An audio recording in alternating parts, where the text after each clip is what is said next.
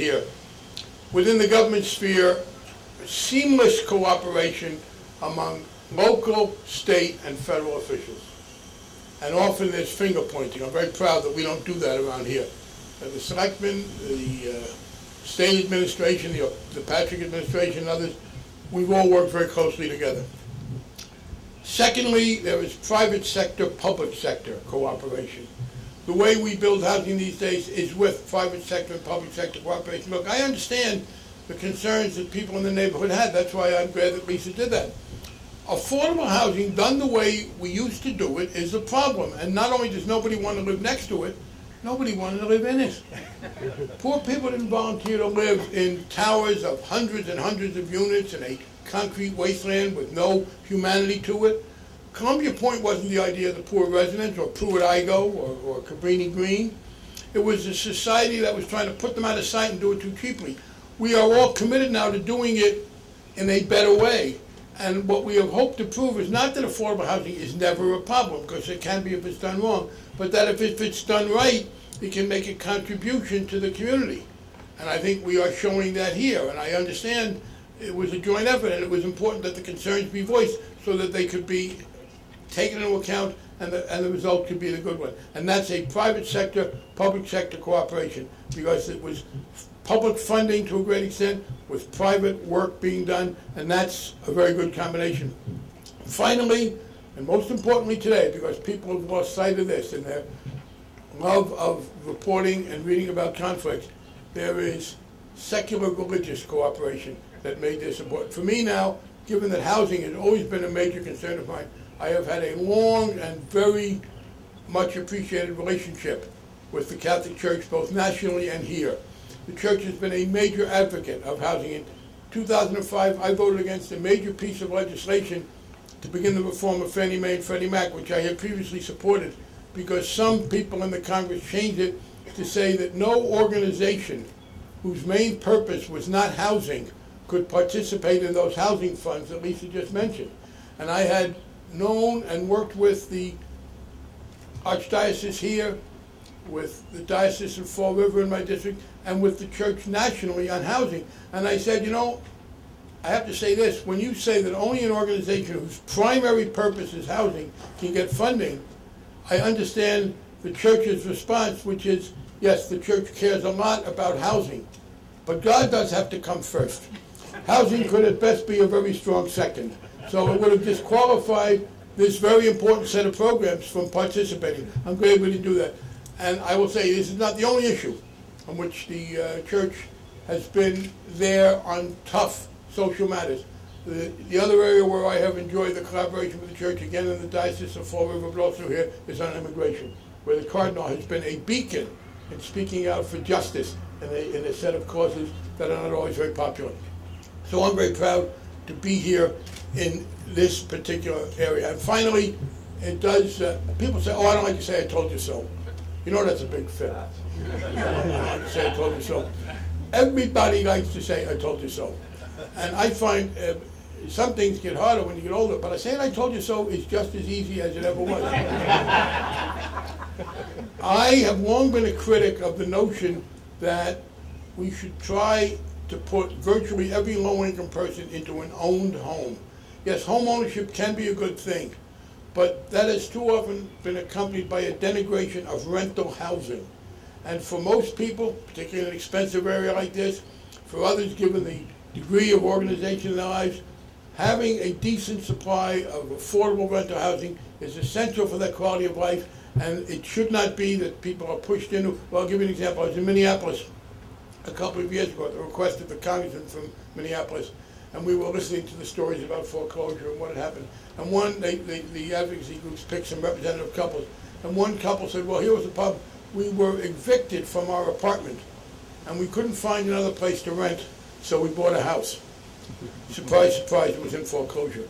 So having this supply of affordable housing for rental is very important. And the last point, the most impressive statistic that Lisa gave, and Lisa does a superb job at all aspects of this complicated business, that there were 25 applicants for every unit that we could make available. Nothing more ought to be needed to persuade people that more of this ought to be done. This was hard and there were some concerns. I hope that our success in overcoming those concerns and producing this will make it easier when we replicate it, because our moral duty is to do exactly that.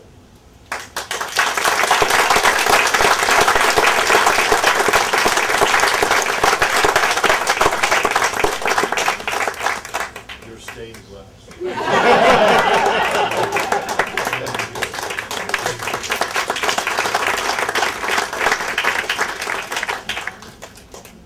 Thank you so much, Representative. And thank you, Dottie, and all of your staff who are here and have helped us every step of the way. I'd now like to introduce Tina Brooks, Undersecretary for Housing and Community Development, who is representing Governor Patrick here today. The Commonwealth's commitment to St. Aidan's has been extraordinary, and the Governor's and Tina's leadership has been critical to that. The Commonwealth is providing nearly $5 million in funding for St. Aidan's through a variety of resources, including the Housing Stabilization Fund, the Affordable Housing Trust, and the Community-Based Housing Program. DHCD also gave the project a precious allocation of federal low-income housing tax credits that enabled us to raise $4.5 million in equity from Bank of America. And the Community Economic Development Assistance Corporation also provided a $3.5 million loan early on in the project to help us acquire the property, both with their own funds and through an innovative initiative known as Home Funders. And I see Roger and Bill here from CDEC today. Thank you so much for that.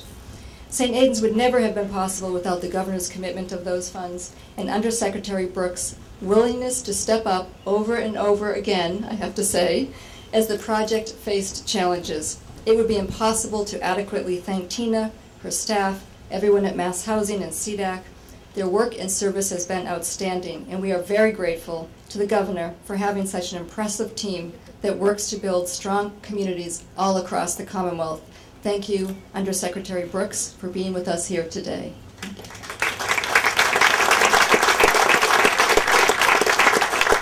Lisa does such a great job in introducing me. I hardly know what to say at this point. It sounds like we did such a phenomenal job. Actually, you all did all of the really hard work. I'm here on behalf of the Governor just to congratulate you and to thank you. Thank you to Brookline, who invested quite a bit themselves, the town of Brookline, in hard work and in dollars. And thank you to our delegation, and especially to Congressman Frank for all of the partnership and strength at the federal level that allows us to continue to invest in projects like this. And obviously, thank you to Cardinal Sean and also to Lisa, because the one word that you didn't use earlier was tenacity. It takes tremendous tenacity to capture the values of a community, to keep the relationships and the dialogue going, and to be able to deliver something like this. You know, this investment isn't just in bricks, and it's just not a project. It's really an investment in a lot of irreplaceable things. It's the garden, the quality of the natural area that's here. It's the architectural heritage that's here, and primarily I think it's the people. And thank you, Lisa, for just spending a second to talk about the stories of the people who are going to live here, because that's what it's all about. And normally in my position, I hear about 40B and I hear about debates about housing, but it really just boils down to community. And we find a way to respect and make a place for all of the people in our communities that make them great. We come up with wonderful, wonderful projects like this. So I hope you keep doing it. I hope you bring that expertise to other projects around the Commonwealth. Great, thank you.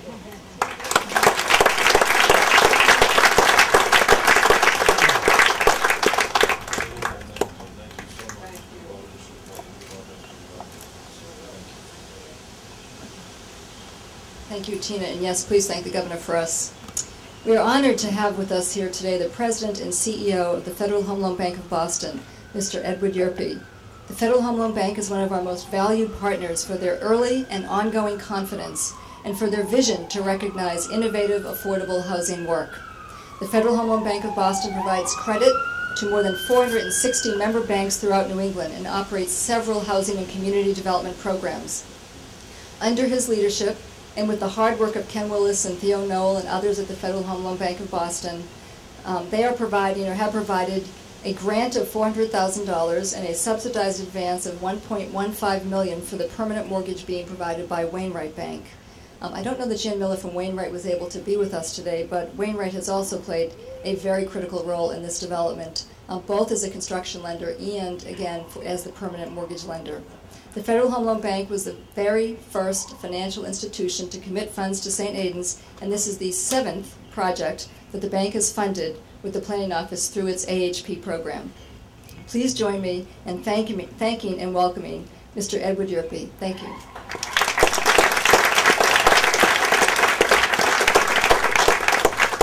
Thank you, Lisa. It's certainly a pleasure for the Federal Home Loan Bank of Boston to be represented here today, and I'm particularly humbled to be a part of such a prominent panel of speakers here. Having said that, I know my relative spot in the order, and therefore I'll keep it. I often say I can't be short, but I will be brief. Congratulations to the Planning Office for Urban Affairs, certainly for their persistence is a word that we've heard many times today, in getting projects like St. Aidan's and others accomplished. It's really quite remarkable. Cardinal O'Malley, Lisa, Bill Brogan, and others, thank you very much for all that you do for affordable housing in the greater Boston area. In addition, Lisa mentioned that the Home Loan Bank worked with the with Wainwright Bank. That was a pleasure to work with any of our member banks on helping on a project like this. But that one in particular is close to home for us because Jan Miller, the CEO of Wainwright Bank, is also the chairman of the board of directors at the Federal Home Loan Bank of Boston. So it really was a collaborative effort between Wainwright and the Home Loan Bank amongst all the other funders. Jan is not here today, and I would mention, I don't think he would mind me mentioning that he's not here, unfortunately, because his mom passed away this week. So I'd ask you to keep him in your thoughts and prayers as well this week. This year marks the 20th anniversary of the Federal Home Loan Bank Affordable Housing Program, and that's the program under which funds were provided for this project. Just a couple of quick numbers that I think are fairly impressive. Federal Home Loan Bank of Boston has provided $185 million in grants and subsidies to create or preserve more than 23,000 units of affordable housing throughout New England. Next week, the National Housing Conference in Washington, D.C. will be honoring the Federal Home Loan Bank System as their program of the year, marking the 20-year anniversary. The 12 federal home loan banks together have provided $3.7 billion and that has helped to fund 674,000 units of affordable housing nationwide since it began in 1989. Finally, I'd like to thank Congressman Frank, certainly for his support for affordable housing throughout Massachusetts as well, but also for his support of the Federal Home Loan Bank of Boston and the federal home loan banks. As was mentioned, there's a lot going on with financial reform, and the Congressman has been a supporter of the bank's affordable housing program and the banks in their broader role as well for many years. So thank you for that, Congressman. And thank you all for being here today. It's a pleasure for us to be a part of this project.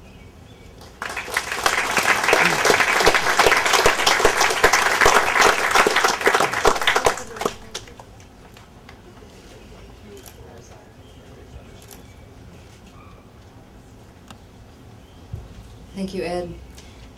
The Bank of America has been an unusually strong partner of the Planning Office for Urban Affairs for many years and played a very, very prominent role here in this development. We're very pleased to have Mr. Todd Gomez, Regional Executive for Community Development Banking for the Northeast and Mid-Atlantic, here to represent the bank today. Mr. Gomez has been in affordable housing finance and corporate banking for nearly 25 years, I think. He leads a talented team at the Bank of America that provides financing solutions for affordable housing developers from Maine to Virginia, and none is better than his team here in Boston.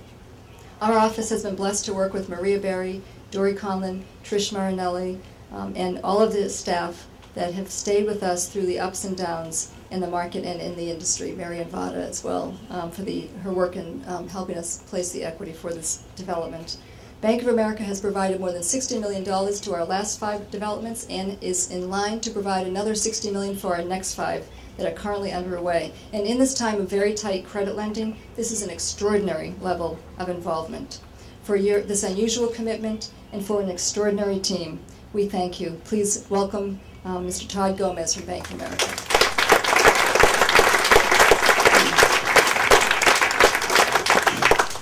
Wow, Lisa whipped out the 25 years in the business thing. I started when I was in 3rd grade, so I'm really honored to be here with Cardinal O'Malley, Congressman Frank, Secretary Brooks, officials from the town of Brookline, the funders and partners that really made this project possible, and most importantly, the residents of St. Aidan's. Bank of America is really delighted to have led the construction financing, and also with our partner from Wainwright Bank. I don't want to forget Wainwright, even though their representative isn't here, and to also have had the opportunity to invest in the low-income housing tax credits for the project, a critical component of making these projects work. There's no doubt that we were able to bring this project to closure, that we wouldn't have been able to bring this project to closure without the partnership and expertise of the Planning Office for Urban Affairs.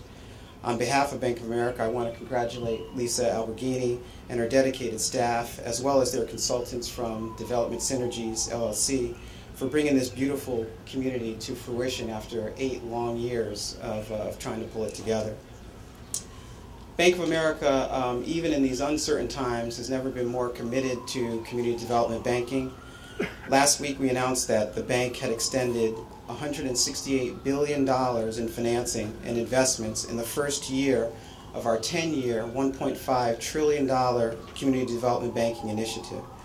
Last year in Massachusetts alone, we delivered $5.5 billion in affordable housing, consumer, small business, and economic development loans and investments. Clearly, Boston and its surrounding metropolitan area has been and continues to be a priority for Bank of America, and I'm proud to say that the St. Aidan's community is one of the new gems within our footprint. The residents of Brookline are richer because of the strength of the public-private partnership that made this project a reality and a model for future development. Thank you for the opportunity to serve you, and again, congratulations.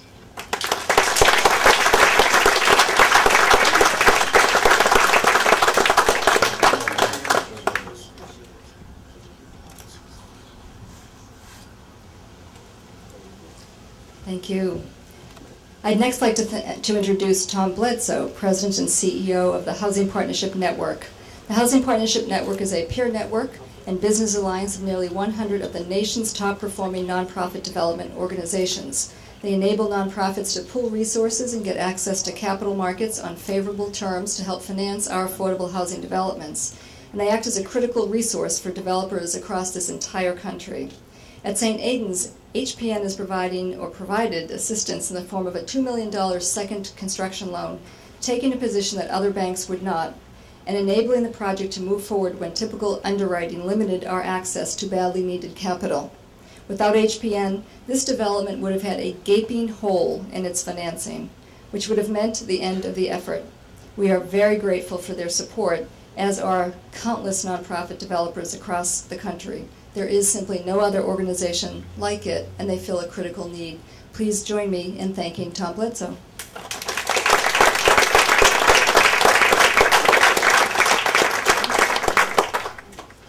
Thank you very much, Lisa, Congressman Frank, Cardinal O'Malley, Secretary Brooke, all the public-private community partners, and so many friends and former colleagues and partners around in this event. I look around, I see so many people I've worked with over the last 20 years. It tends to make one feel a little bit old and somewhat humbled.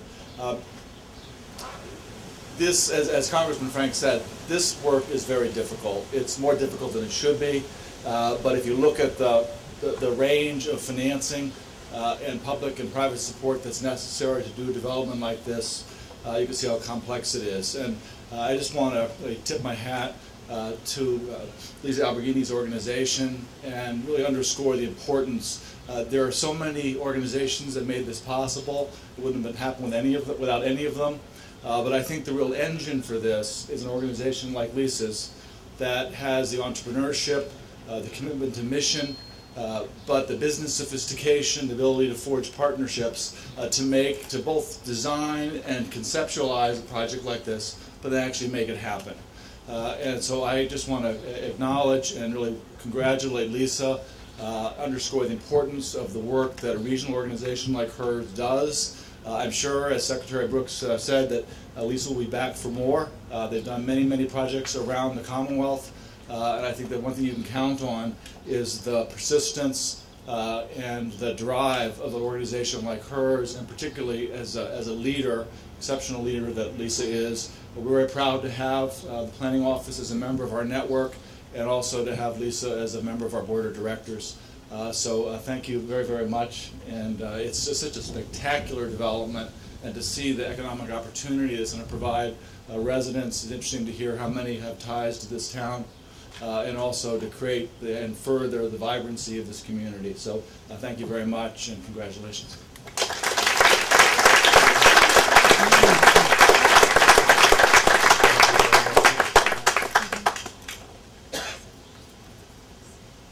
Before I introduce our last speaker, I just wanted to say a couple of other brief thanks. Thank you to our Board of Directors, John Noon, Chuck Campion, and Tom Feely are here today, I think, from our board. Thanks so much to our team, our development team, the architectural team, the architects. Mike Burnett is somewhere here, Anthony. We had a long list of architects from the architectural team who helped us out. Consigli Construction, who built this gorgeous, fabulous development. Thank you so much for being here. I know I've seen Chris and a couple of others here. Thank you, Chris. Valley Crest Landscaping and Glans Flooring. Antonia Beata, who's talking in the front when I'm trying to thank you. Thank you, Antonia. She is single-handedly responsible for how gorgeous the grounds look at St. Aidan's. She is just, we're going to use her on every development we ever build.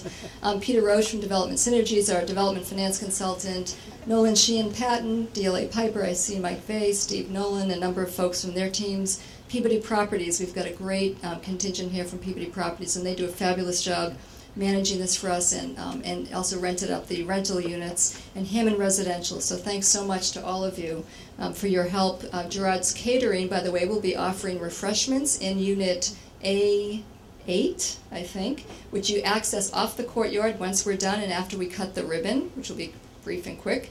And obviously thanks again for St. Mary's Choir and how terrifically they've behaved sitting on the lawn in this beautiful day. Thank you.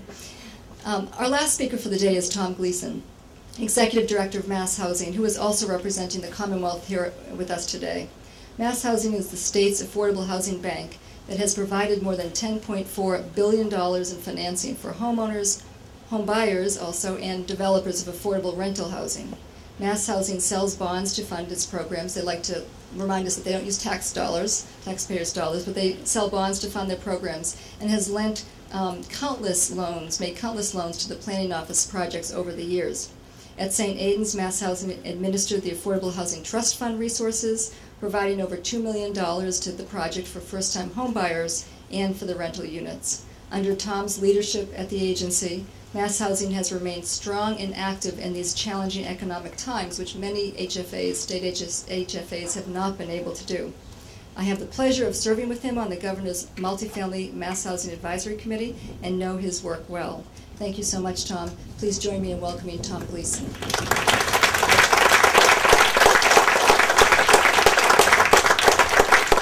afternoon, everybody. It is a real pleasure for me to be here today. But I've got to share something with you. If you're keeping track, I'm batting ninth today. And in this baseball season, you all know what that means. It is exceedingly hard to do something dazzling when you're batting ninth, especially with the hitters that have come here before me today. So while I can't dazzle, I'll try and be a little thoughtful. Everybody knows the relationship that the Kennedy family had with this church, with this area. So I want to share a quote with you from that in thinking about what I'd say today. I came across something from John Kennedy. He once said, "Change is the law of life, and those who look only to the past or the present are certain to miss the future." Well, it has not been easy to get to that future here at St. Aidan. Getting to the ribbon cutting hasn't been easy, but we're here, and I think that's a good thing. There was opposition and there was animosity, but there was vigor and ardor and persistence. And as the construction on this property started to take place, as people began to move in, the opposition went away and there came something new, hope. Hope for a new beginning for this property in this neighborhood. For here we have housing that will give people a new chance. A chance to live in a beautiful community of homes and apartments that are affordable, and housing opportunities simply make a difference. I can't say it any more plainly than that. That's why I'm delighted to be part of the funders that took place in this. The Affordable Housing Trust Fund is helping deals like this happen all across the state. So I want to add my thanks to the people that have come before me. Thank you to everyone who's worked so hard today to make this possible. To Congressman Frank, thank you for your steadfast commitment to housing, and to never forgetting the people of Massachusetts. Thank you very, very much. To the local officials here, I think that deserves a round of applause.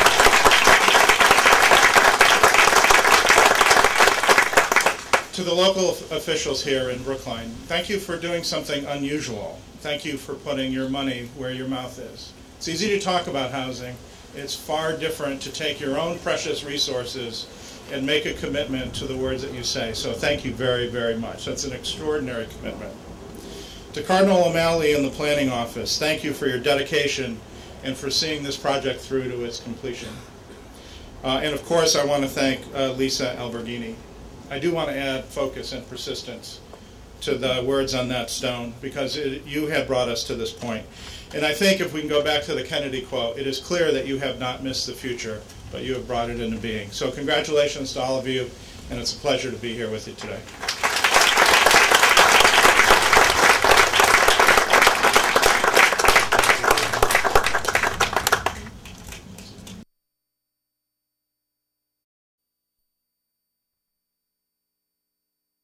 St. Aidan's happen. At some of the most trying times, Maury always provided calm, strong support and guidance. And for those of you who knew him, he was really an extraordinary person and an extraordinary influence on this development. I would love it, Lee Childs, if you would come and accept a gift from us in his honor.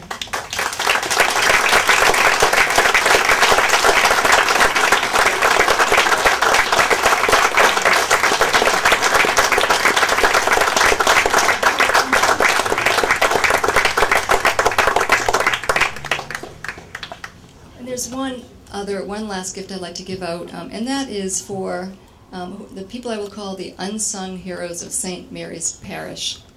You know, there were many, many times when Father Jack Ahern, who I'll introduce next for a closing prayer, and the parishioners of St. Mary's really stood strong, again, in the face of challenges both personally and as a parish over what was happening here at St. Aidan's and what they chose to pursue to help in their service to others. And so this is not planned at all, and I'm looking for someone to come up, Father Brian Cleary, the new pastor, or some of the parishioners who are with us. Susan, please come and accept a gift from us for the parish.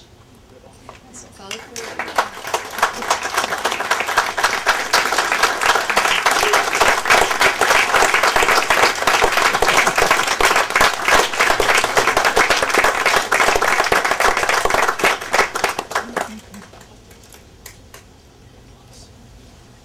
Thank you. Okay, now to our closing prayer. To lead us in that prayer, I'd like to introduce Father Ahern and Rabbi Hamilton. As I think all of you know, Father Jack Ahern, you really deserve the window, and we'll get you more, trust me, was here from the very beginning, encouraging us every step of the way. I can't tell you how many times he said to me, "You can't quit now." This work takes great perseverance, and were it not for the parish pastors and priests, this would never happen. They are the ones in the trenches, in the streets, and the communities carrying out the work of the church every single day. It's one thing for me to stand up here and talk about how good and important this work is, but it's quite another to be out in the community and facing up to the challenges of this work. At the end, I think about this often, at the end of a long, tough public meeting in a local community, I get to go home. But it is the parish priest, and the pastor most especially, who's here to answer to the community the next day. There have been many such meetings and many moments when it was really Father Ahern's conviction and commitment to house those in need that got us to this place today. I can't thank you enough, Father Jack, or the parishioners of St. Mary's for all of that. And Rabbi Hamilton, one last JFK quote to finish off the day. He said of going to the moon, not that this was an achievement like going to the moon or even that kind of a task, but he said of going to the moon, we choose to do it not because it is easy, but because it is hard. That's why everyone came together here to develop this community 10 years ago, because it is hard. If it were easy, we wouldn't need the church or our brothers and sisters from the other faith traditions to get this done. Without the help of Rabbi Hamilton and all the clergy from the Brookline Clergy Association,